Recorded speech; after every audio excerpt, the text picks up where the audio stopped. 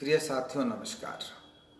अब हम बात करेंगे महाभारत के दूसरे तीसरे पात्रों के बारे में कि वे क्या हैं।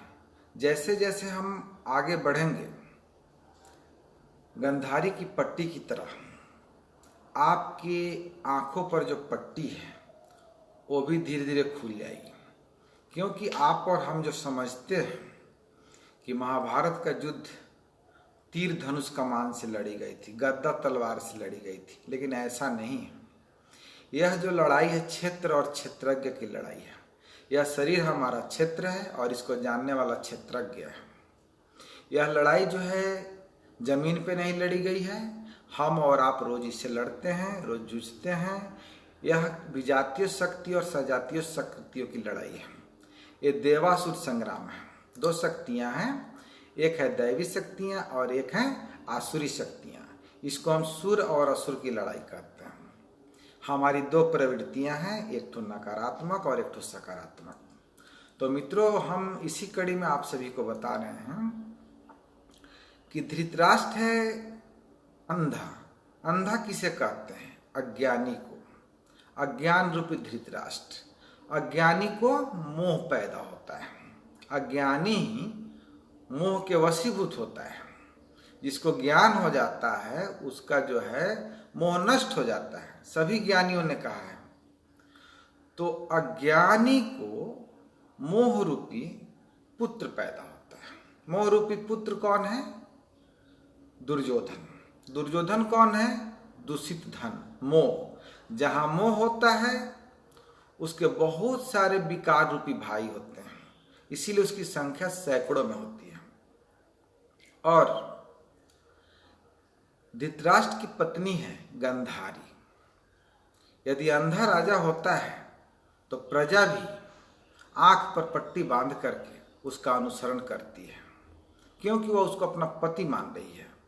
गंधारी पट्टी लगा करके अपने पति का अनुसरण कर रही है, क्योंकि अज्ञानी जो है राजा है।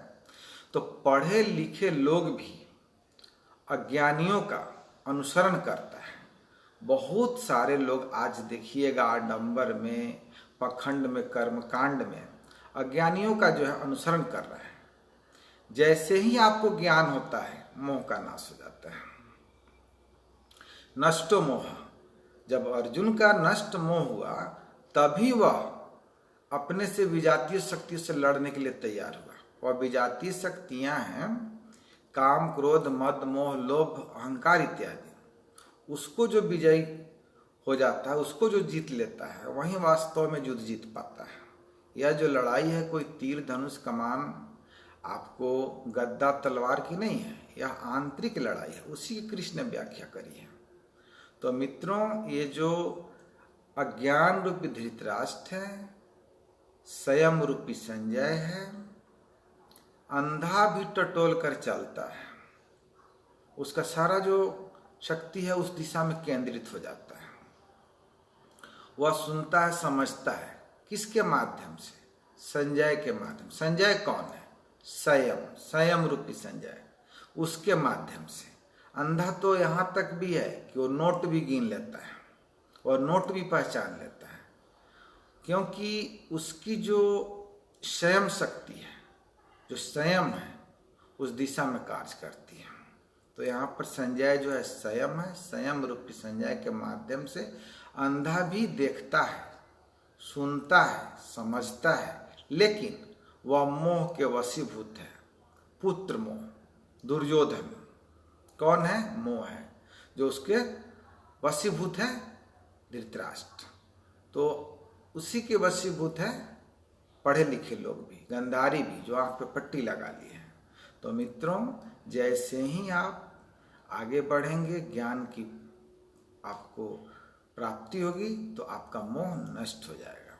तो यहाँ पर धृतराष्ट्र ज्ञान है, दुर्योधन दूषित धन है, मोह है, सजाती शक्तियाँ जो है पांडव हैं और विजातीय शक्तियाँ कौरव हैं।